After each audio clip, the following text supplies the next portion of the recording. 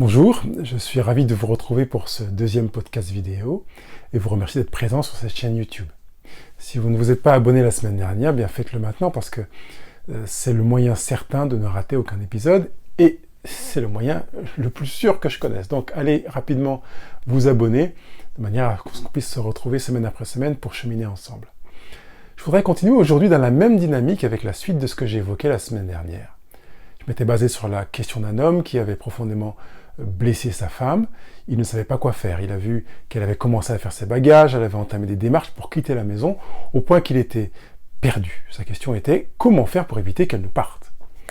La semaine dernière, j'ai parlé de 3 étapes importantes à considérer. La première et la plus fondamentale, créer du temps pour apprendre qui est votre conjoint. Faites ça au point que vous saurez ce qui est pour lui une sorte de ligne rouge à ne pas dépasser.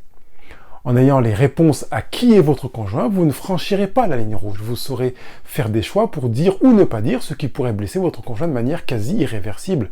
Et dans le couple, beaucoup de choses que l'on considère comme étant irréversibles ne le sont pas, en fait. Il y a beaucoup plus de résilience, de plasticité conjugale qu'on l'imagine généralement. Bien, des couples ont beaucoup plus de ressources qu'ils ne le pensent. Ils ont la capacité de dépasser des blessures conjugales profondes. Et pour continuer sur le rappel des étapes importantes que j'ai évoquées la semaine dernière, la première est d'apprendre à connaître votre conjoint. Si vous n'avez pas écouté l'émission 10 questions auxquelles je devrais savoir répondre sur mon conjoint sans hésitation, faites-le. Allez sur le blog Couple Heureux et vous trouverez les bases pour éviter de franchir justement cette fameuse ligne rouge. La deuxième étape à mettre en œuvre est la reconnaissance. Reconnaître est une manière de renaître avec votre conjoint puisque c'est le sens premier du verbe. Dans cette étape, vous pourrez vous exprimer en disant par exemple « Effectivement, j'ai eu des propos blessants. J'ai eu telle attitude que je trouve également inacceptable, je le reconnais. » La troisième étape consiste à vous mettre à l'écoute de votre conjoint pour entendre et comprendre sa blessure. Vous allez focaliser votre attention sur lui pour lui permettre d'exprimer la mesure de sa blessure, sa profondeur, son intensité, ses conséquences, sa portée. Et peut-être qu'il pourrait exprimer le lien qu'il fait entre sa blessure et des histoires antérieures à votre histoire conjugale. Le fait d'exprimer certaines souffrances participera évidemment à la guérison en quelque sorte. Évidemment, nous ne sommes pas arrivés au bout du cheminement ou du processus. À ce jour, vous avez appris à connaître votre conjoint, vous avez décidé de reconnaître votre action et son impact, puis vous avez décidé de vous mettre à son écoute pour entendre et comprendre sa souffrance. Si à cette occasion, votre conjoint devenait violent, blessant ou insultant, écoutez-le. Écoutez quoi qu'il vous dise, c'est très important. L'idée n'est pas d'évaluer ce qu'il vous dit, mais d'entendre et d'écouter ce qui est à dire. Ce peut être une étape difficile, et si vous viviez cette étape comme étant entre guillemets, une sorte de « maintenant c'est à mon tour de passer un mauvais quart d'heure », dites-vous que ça compte, et que c'est la reconstruction intérieure de votre conjoint, comme la vôtre d'ailleurs, qui sont en jeu. Dites-vous que suite à une blessure profonde, la manière de vivre la douleur peut être parfois assez difficile à entendre pour la personne qui est en face, et c'est encore plus le cas si vous êtes co-acteur de la douleur de votre conjoint. Donc l'étape suivante est une démarche de pardon. Demander pardon. Je fais une différence claire entre présenter des excuses et demander pardon. Je n'affirme pas détenir la vérité, c'est ma manière de voir les choses. Faites-vous votre opinion en faisant vos recherches sur la différence entre les excuses et le pardon. Pour ma part, les excuses sont valables pour les choses qui sont légères.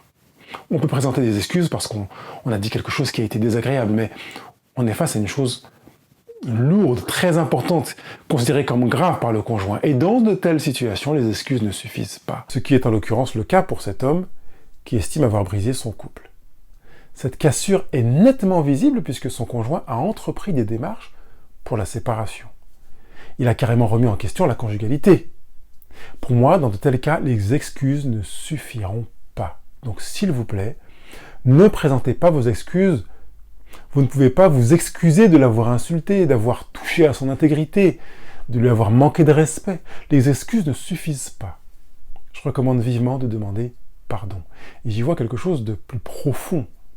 Le pardon est le don qui passe au-dessus des autres. Demander pardon, c'est donner quelque chose. Et parce que le pardon est une des facettes de l'amour, entrer dans cette dynamique le rend plus profond que l'excuse. Il est facile de présenter des excuses à quelqu'un.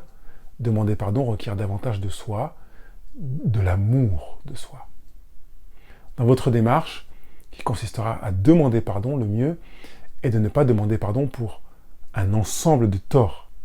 Par exemple, je te demande pardon pour tout le mal que je t'ai fait. Demandez plutôt pardon en exprimant votre prise de conscience précise de ce que vous avez fait ou dit.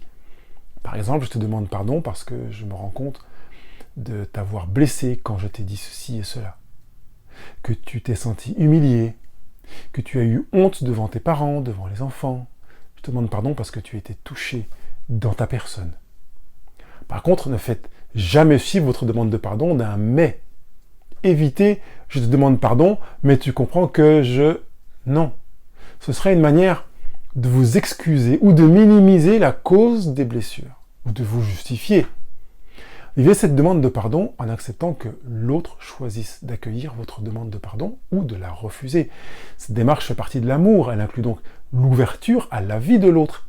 Il reste libre d'accepter comme de refuser de vous pardonner.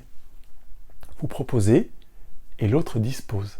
Il choisit, il accepte, il refuse. Intégrez la liberté de votre conjoint de disposer de votre demande. Prenez cette démarche monumentale de demande de pardon au sérieux avec gravité, vraiment. Je ne sais pas comment vous le vivez ou comment vous le vivrez si vous êtes confronté un jour à une situation grave, mais faites tout pour vivre cette démarche avec application. Elle produira évidemment de meilleurs résultats. Le pardon ne s'achète pas. Quand je parle de demander pardon, je ne parle pas d'offrir un cadeau, un bouquet de fleurs, une boîte de chocolat ou autre. Le pardon est gratuit.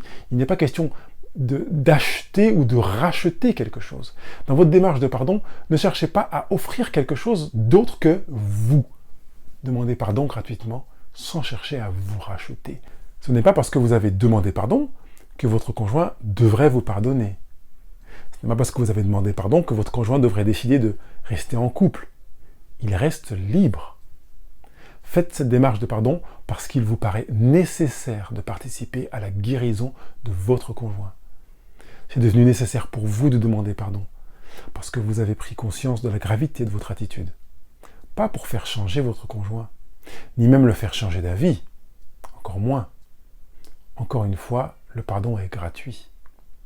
Vivez cette étape, même si elle sera difficile pour certains d'entre vous, et prenez un jour ou deux peut-être pour vous préparer si nécessaire.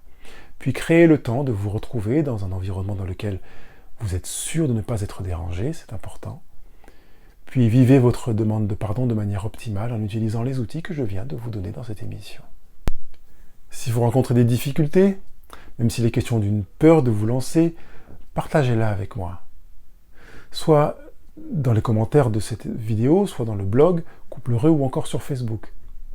Je vous retrouve dans la prochaine émission pour faire un pas de plus, pour soigner votre couple qui est passé par un moment très difficile, si vous avez eu une attitude ou des paroles très blessantes. Je vous dis à très vite.